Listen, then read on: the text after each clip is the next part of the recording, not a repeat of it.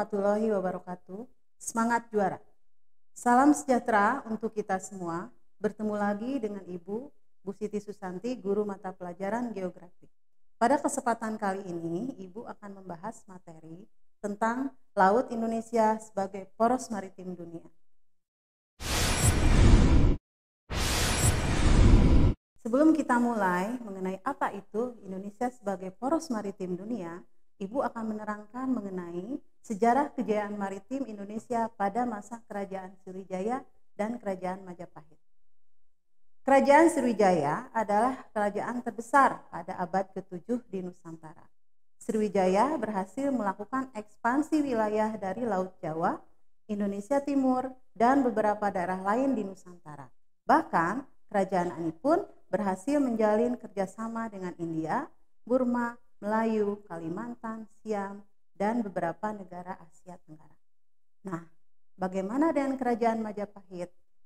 Kerajaan ini adalah kerajaan maritim yang pernah juga jaya di zamannya. Di bawah kepemimpinan Raja Hayam Wuruk dan Patih Gajah Mada, Majapahit berhasil menyatukan Nusantara serta meluaskan wilayah jajahannya hingga ke Asia. Bahkan, Majapahit berhasil memiliki armada perang laut yang tangguh didukung kapal-kapal besar yang canggih pada zamannya hingga memuat 600 penumpang pada saat itu. Nah, bagaimana? Kalian bangga tidak?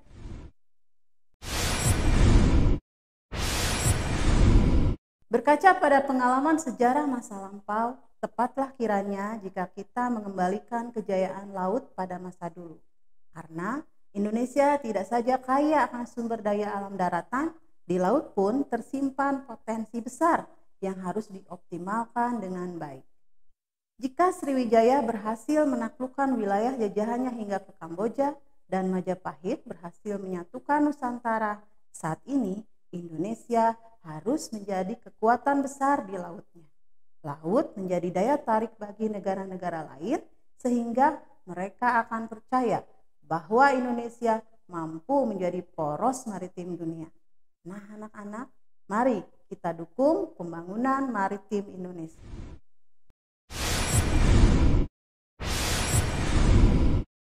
Sebelum Ibu memaparkan materinya lebih jauh lagi, Ibu mau bertanya kepada kalian. Coba, siapa yang tahu apa pengertian poros maritim itu? Nah, poros maritim adalah sebuah gagasan strategi yang diwujudkan untuk menjamin konektivitas antar pulau, pengembangan industri perkapalan dan perikanan, perbaikan transportasi laut, serta fokus pada keamanan maritim. Nah, setelah kalian mengetahui apa itu poros maritim, nah sekarang kita lihat bagaimana letak geografis Indonesia.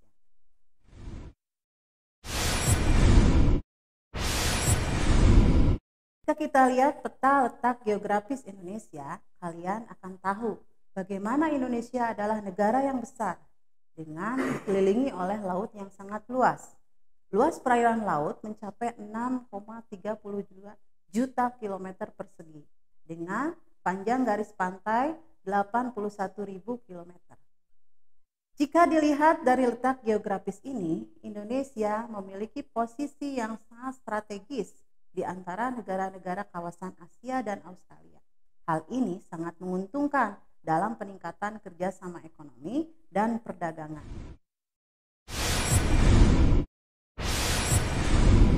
Faktor-faktor apa saja yang mendukung Indonesia siap menjadi poros maritim dunia?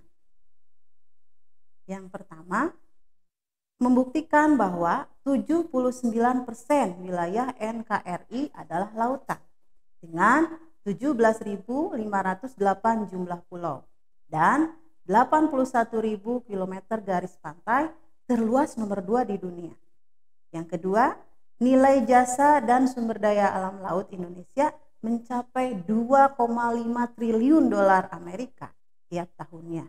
Ini artinya Indonesia sangatlah potensial jika dikelola dengan baik untuk kemakmuran rakyatnya.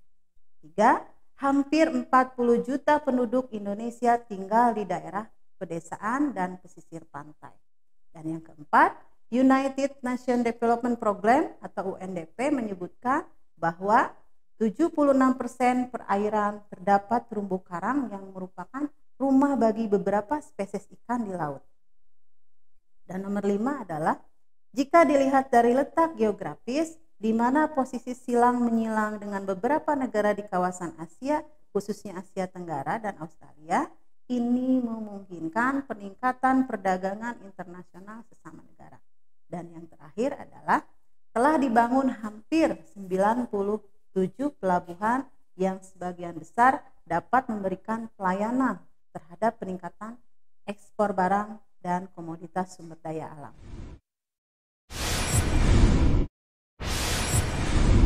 Komoditas andalan sumber daya alam laut di Indonesia. Yang pertama adalah tentu saja perikanan. Hampir 5,5 juta ton Indonesia per tahunnya menghasilkan perikanan di laut Indonesia. Dan yang kedua adalah mutiara. Nah, mutiara ini dihasilkan dari laut Indonesia di beberapa laut timur Indonesia. Dan yang ketiga adalah rumput laut. Budidaya rumput laut dikembangkan oleh Indonesia terutama di perairan timur Indonesia. Yang keempat adalah terumbu karang. Taman terumbu karang ini terunik di dunia. Contohnya adalah di Taman Bunaken, kemudian Kepulauan Seribu, dan beberapa tempat di Irian Jaya.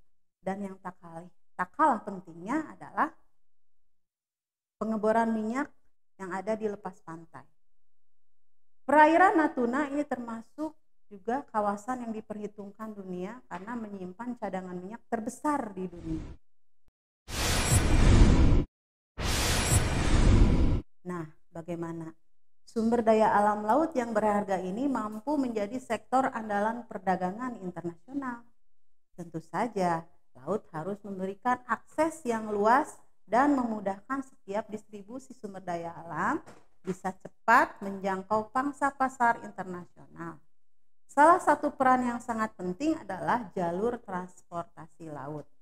Letak geografis Indonesia memungkinkan bagaimana Selat Sunda, Selat Malaka, Lombok, dan Selat Umbai memiliki kemudahan konektivitas dengan jalur sutra yang menghubungkan Cina dengan India. Pada masa lampau, perdagangan internasional pun mulai dengan cukup ramai. Beberapa komoditas rempah-rempah serta sutra dan beberapa produk andalan Indonesia telah dikenal di negara-negara di kawasan. Nah, zaman sekarang jalur laut Indonesia semakin ramai di berbagai negara.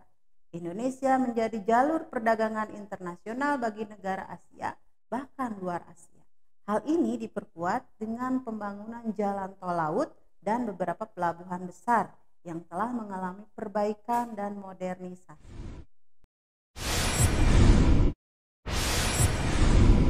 Tujuan pembangunan jalan tol di Indonesia adalah yang pertama, memperlancar lalu lintas di daerah yang telah berkembang, meningkatkan distribusi barang dan jasa guna menunjang pertumbuhan ekonomi. Yang ketiga, meningkatkan pemerataan hasil pembangunan dan keadilan dari pulau terluar hingga ke kota-kota besar yang berbatasan dengan jalur lalu lintas laut. Yang keempat, diharapkan melalui akses laut akan mampu menekan harga-harga barang yang semula tinggi karena efek jarak. Dan yang terakhir, kelima, khususnya sebagai program pemerintah di dalam mendukung Indonesia sebagai poros maritim dunia. Nah, demikian penjelasan materi ini. Dari apa yang Ibu jelaskan, pesan apa yang tersirat di dalamnya? Tentu saja sebuah pesan bagi kita, terutama kalian anak-anak muda, bagaimana bahwa kita sebagai bangsa, nenek moyang kita begitu percaya diri dan bangga menjadi bangsa maritim, sehingga mereka berhasil mencapai puncak kejayaan pada masanya. Semoga ini menginspirasi kita semua untuk mencintai laut dan Indonesia. Mari kita dukung pembangunan Indonesia sebagai poros maritim dunia. Salam Jalas Pipa Jaya Mahe. Ayo, majulah lautku. Sampai jumpa.